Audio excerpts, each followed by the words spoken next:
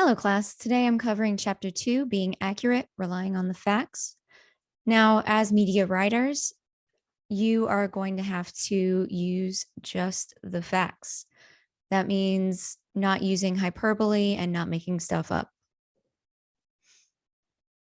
Now, a quick overview.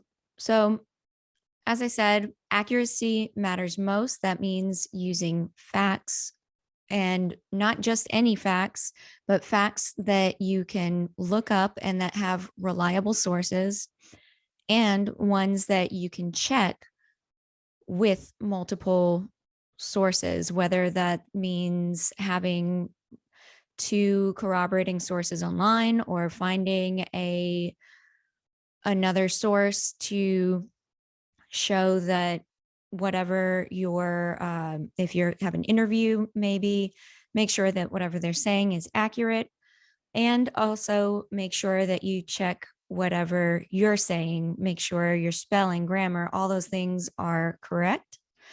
Now, let's get started. As you know, the internet is full of information. You can go on Google Maps or on a DOTD website to find out about traffic. You can check your school agenda. You can find out when your local government is having a meeting about a particular event or maybe a change that's coming up. If you follow a lot of celebrity stuff, you can see their updates on social media. You can even provide feedback about that new toilet scrubber that you bought, or maybe a phone or whatever it was, or you can read reviews about something before you buy it. Now, with all of this information, this cornucopia of knowledge, why do we need journalists? Public enlightenment is the forerunner of justice and the foundation of democracy. That's part of the Society of Professional Journalists Code of Ethics. Now, what does this mean? Well, journalism is traditionally considered the fourth pillar of government in the United States. It's a way for the public to stay informed and to help them understand anything that sounds strange or become aware of something if they weren't aware of it before. Journalists are supposed to help people understand what's going on in government and businesses and work as watchdogs against corruption. Part of reporting is being able to separate truth from lies, and that, of course, includes any information that's found online or offline, and helping people to understand what's going on, especially when it comes to really complex topics, like if there's something happening in the government, in, let's say, the budget, or what a particular company opening a warehouse in a town would really mean for everyone who lives there.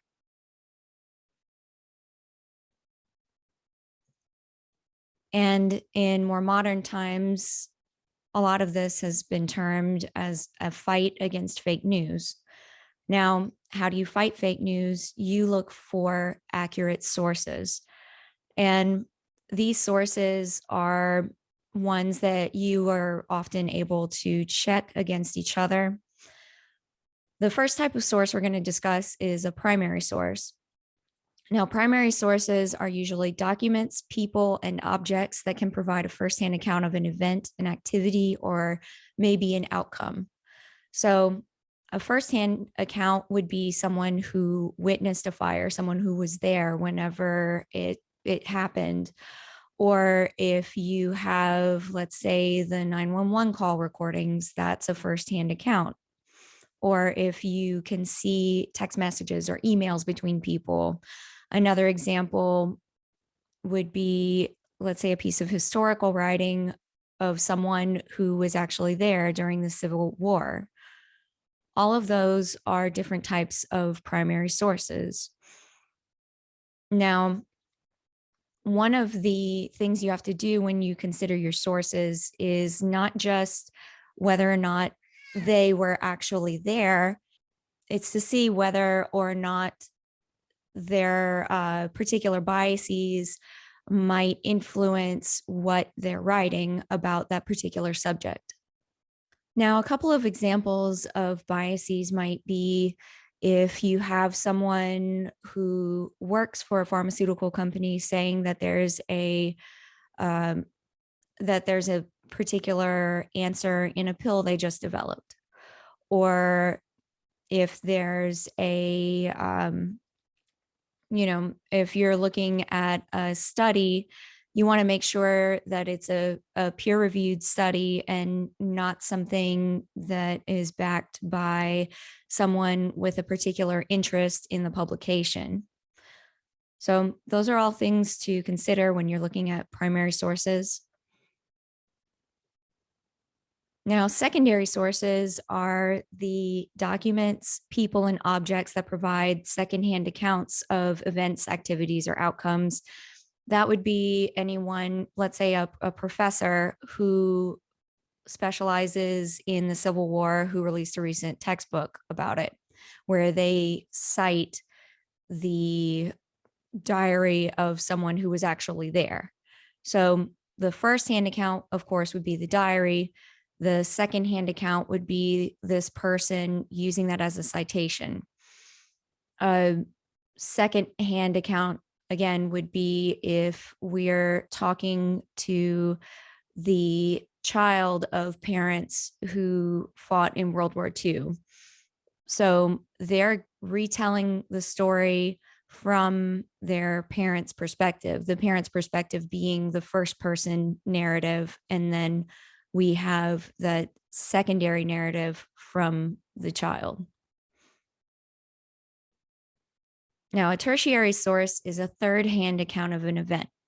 This would be someone if they say, oh yeah, my friend knew somebody who was at that fire. So where you have 3 degrees of separation, that's where you don't want to get your sources. You want to go back to, at the very least, that first person removed. So it would be either the first hand account from the person who was at the fire, or it would be the second hand account of the person who spoke to someone at the fire.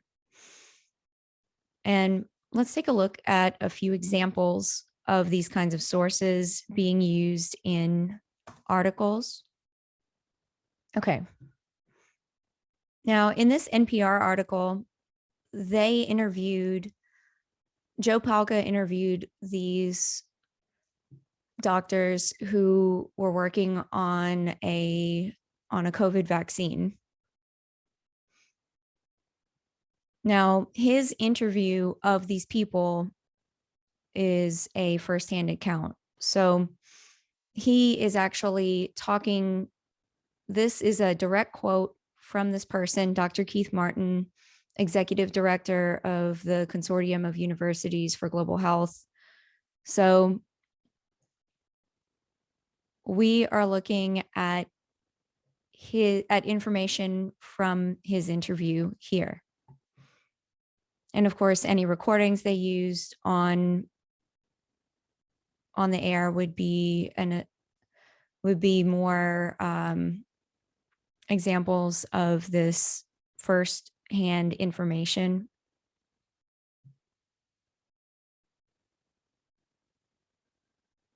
So within the article, instead of using any like parenthetical citations, what they're doing is they're actually using links.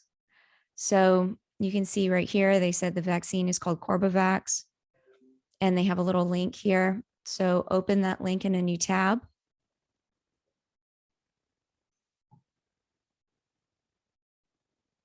And here is one of their sources about this information.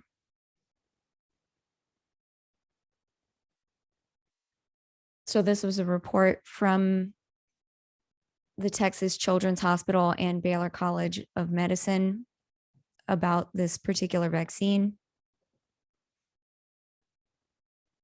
And then he interviewed the directors behind the vaccine in order to have a second source of information to go along with it and make sure that what's in this article is accurate.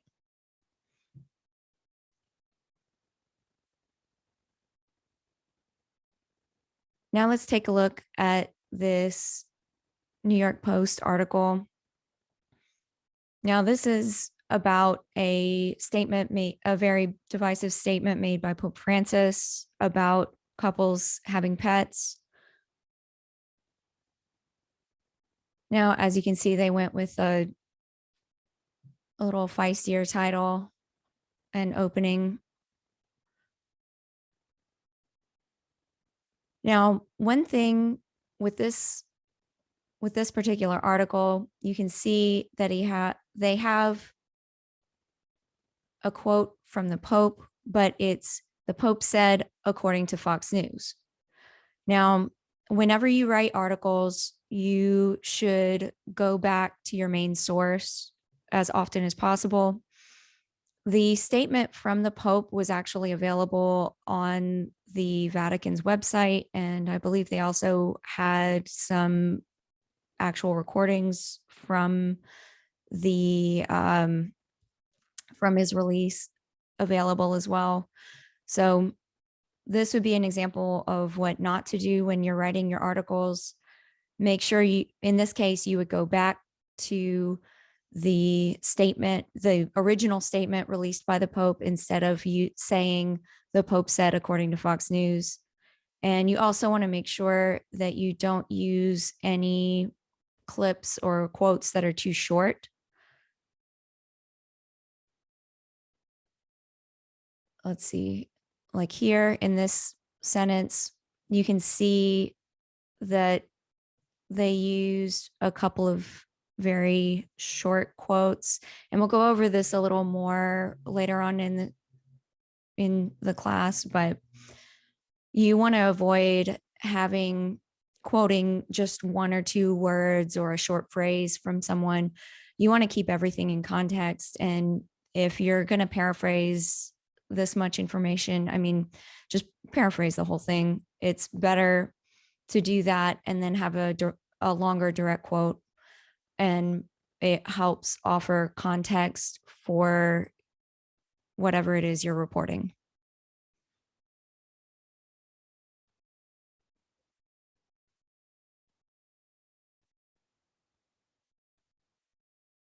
And links to both of those articles can be found here if you want to look at them a little more.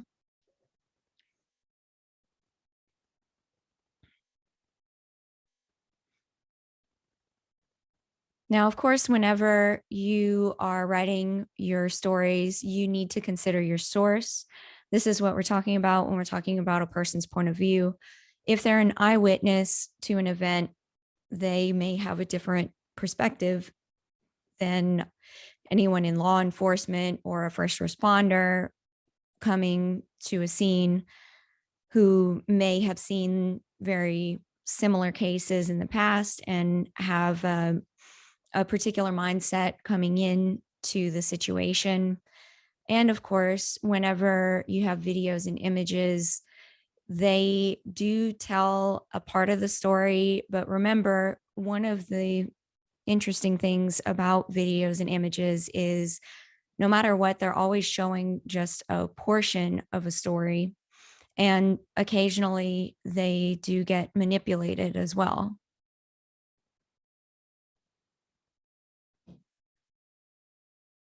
And of course, what you can do to make sure that what you're reporting is accurate is to use multiple reliable sources.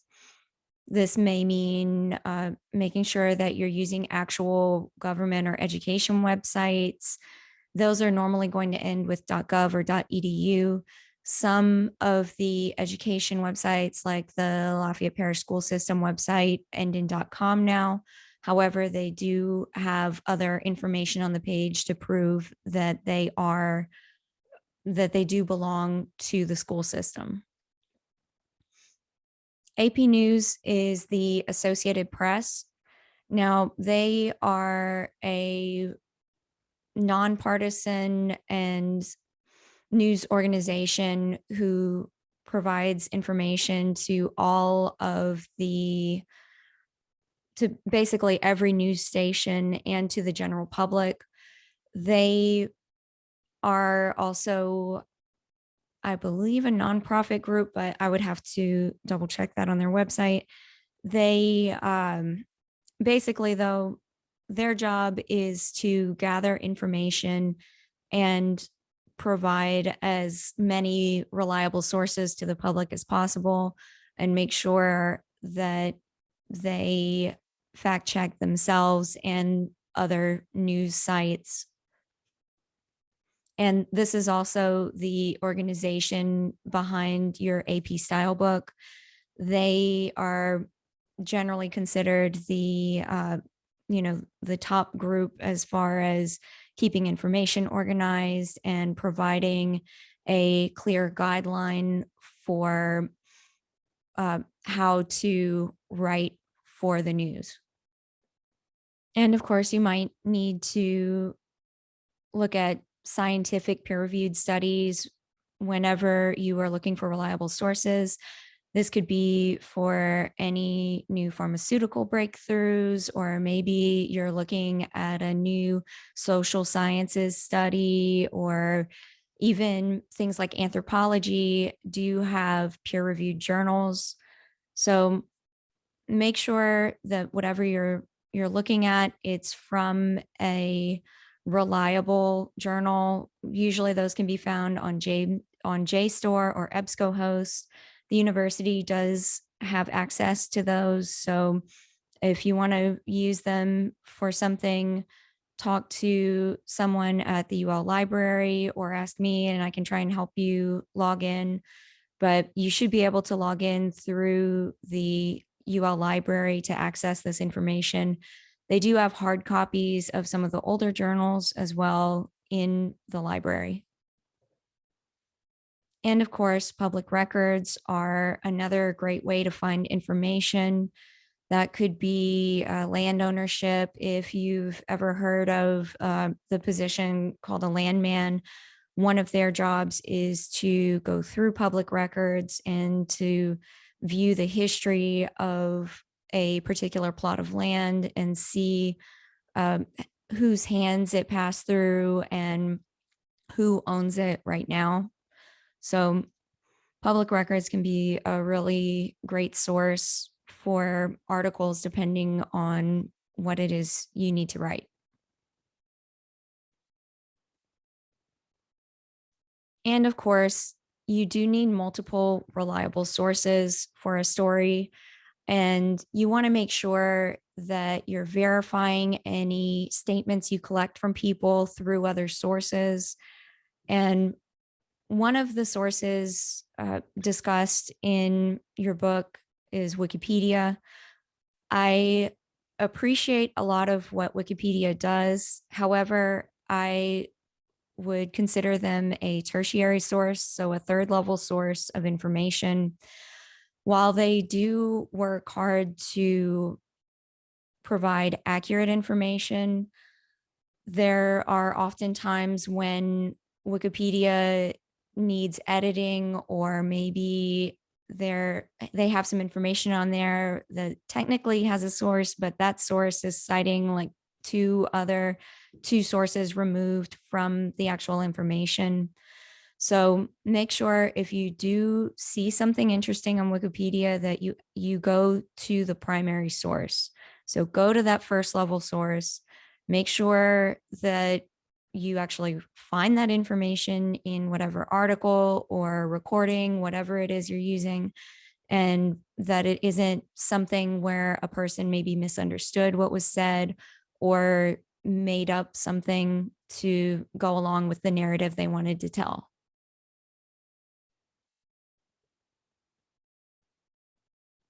Now, here's an example of fake news reports.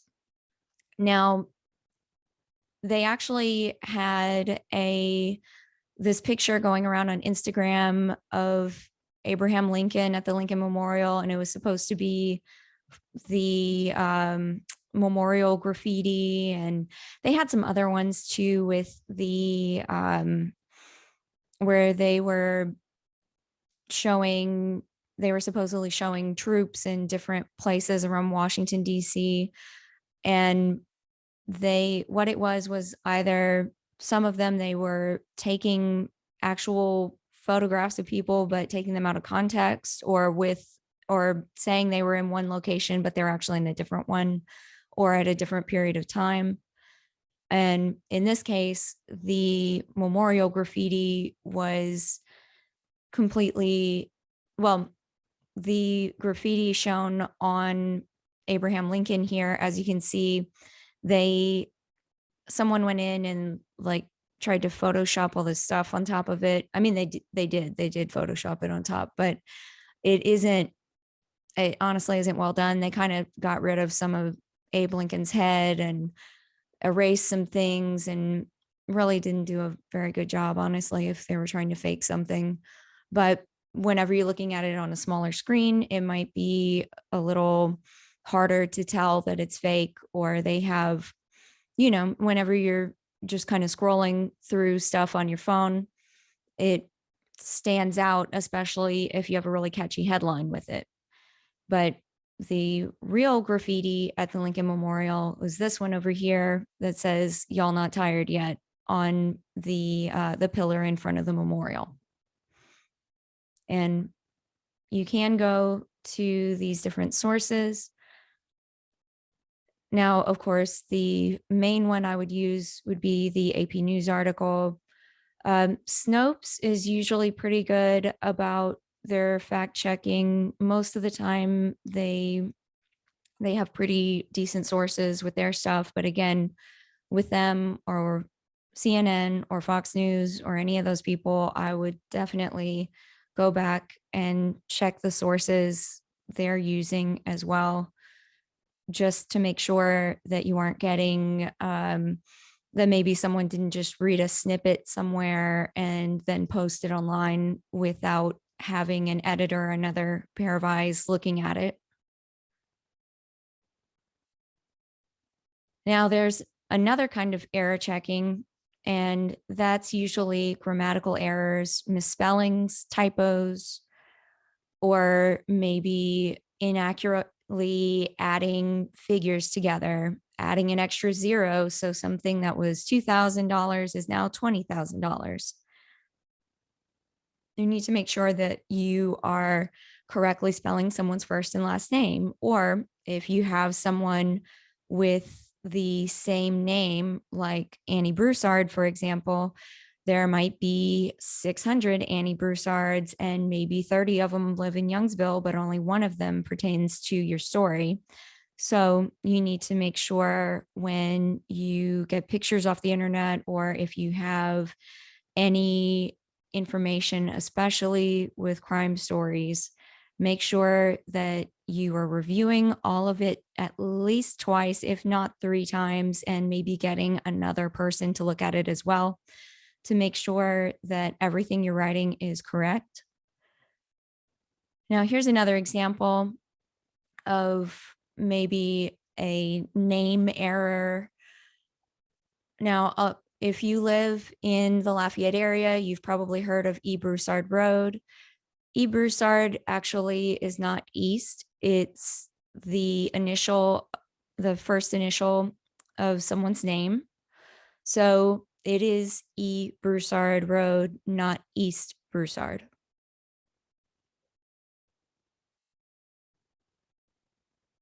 Another thing, whenever you are writing a story, you want to avoid vague terms: likely, recently, arguably, in recent memory. These are all very vague terms that mean you didn't look up your information. So you need to make sure that you look up the information and you're able to say 10 years ago or in January of 2020. Make sure that you are using accurate and specific terms. Another thing to do is check your writing for absolutes. Make sure you are avoiding words like always or never or everyone, especially things like everyone knows that blah, blah, blah. That is something you need to avoid saying. Everyone does not everything, and always is always never. So make sure you do not use absolutes, and also that you avoid using vague terms. And it is likely that you will probably do well. I hope you like those vague terms. Now, of course, one of the best things you can do to avoid any sort of vague language is to look up the answer. And again, make sure you're using at least two sources, and you will almost definitely have the correct answer. Now, exaggeration, you want to avoid hyperbole, stick to the facts. Now, whenever I say avoid hyperbole, of course, this is again kind of avoiding that all or nothing language, as well as saying maybe thousands of people were hurt when it was only 125. So you want to, again, stick to the facts, make sure you are looking up information that is correct and accurate. When you are writing articles, you do need to use specific numbers like $1,475. However, whenever we get into TV news, you'll see there's often a rounding of figures. So you might say $1,400 instead of $1,475 because it's easier to understand whenever someone is saying that on camera or if they need to say a figure over the radio. Now, covering crimes and disasters, one of the first things I learned as a producer was how to review and report arrests or vehicle crashes. Now, what usually happens is you will receive information both from any emergency personnel as well as depending on the severity and how many people were there, any first person witnesses. Now, when we're talking about arrests, you do need to say that someone is facing charges or they allegedly did something or according to police reports did something. So if you have that information and maybe let's say if it's like a breaking and entering in a store, you would have probably an interview with the store owner where they say that they know someone broke in and they had camera footage and it looks like it might be the person who was arrested. And then you might say that police are interviewing this person or whatever information the public information officer gives you. And then you continue the story depending on what information is available. Now, for vehicle crashes, plane crashes, any of that stuff, it's always reported as a crash. It is not an accident. You have to wait for an investigator's report to say that something was if they actually use the word accident, then maybe you would use it. But usually what happens is you'll say something like, investigators believe the driver fell asleep at the wheel. And a lot of times you're going to keep the people involved in a crash, like keep their names out of the information until families are notified, especially if someone dies in the incident. words like incident too, honestly, are something you do kind of want to avoid. But definitely when you talk about that kind of thing, you want to say crashes, talk to eyewitnesses, see if there's any camera footage. And of course, once you have the information and families and friends have been notified, you can call them and see if maybe they have any information they want to add or if there's a memorial for someone. And you might even speak to any emergency techs or anyone at the scene. And of course, public information officers from like the fire department or from the any sort of law enforcement agency are going to offer a lot of information as well for any of those kinds of incidents.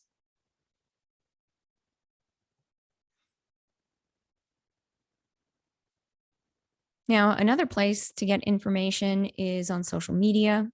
You can look at Facebook and Twitter. They do have some new misinformation policies, but honestly, there are so many bots and there are so many levels of possibilities to make a mistake on there that it can be pretty difficult to find accurate information.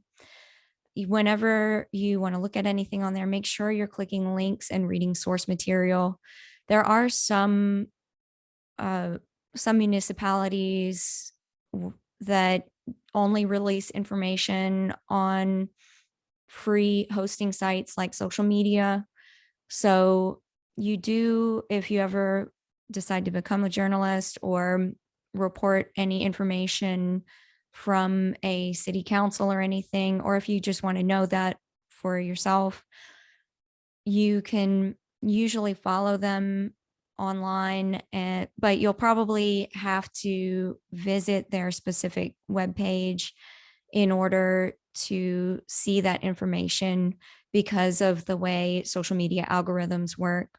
And of course, that's one of the reasons that it is good to dedicate some funds in a city or parish to hosting your own website, because then you can control the content and how it's released.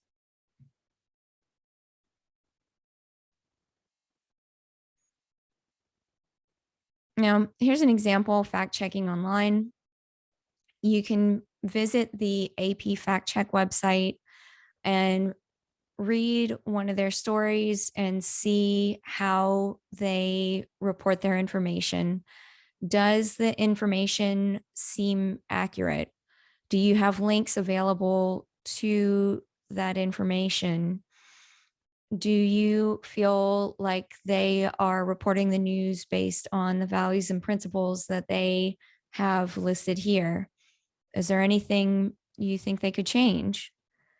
So take a minute, go to the AP site, review it, see how they work and what they do, and it'll give you a better idea of what accurate reporting looks like. Now, in review, of course, accuracy matters most. If you don't know something, make sure you look it up. And when you do look it up, make sure you have at least two sources. And of course, that you check your own information several times to make sure you are reporting something correctly. And what does that mean when I say correctly? I mean, of course, not just a fact check, but a grammar check.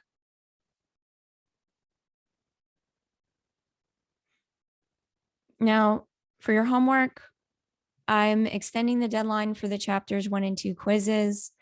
They will be available until Monday, January 24th. So you have a little extra time. I did post the chapter information online and on Friday, January 28th. So not this Friday, but in 1 week, you will also have the chapter 3 quiz due and your first writing project.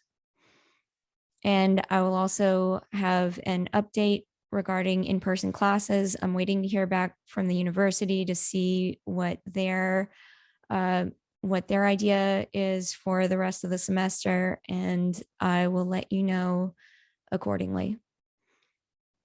All right. Have a great day.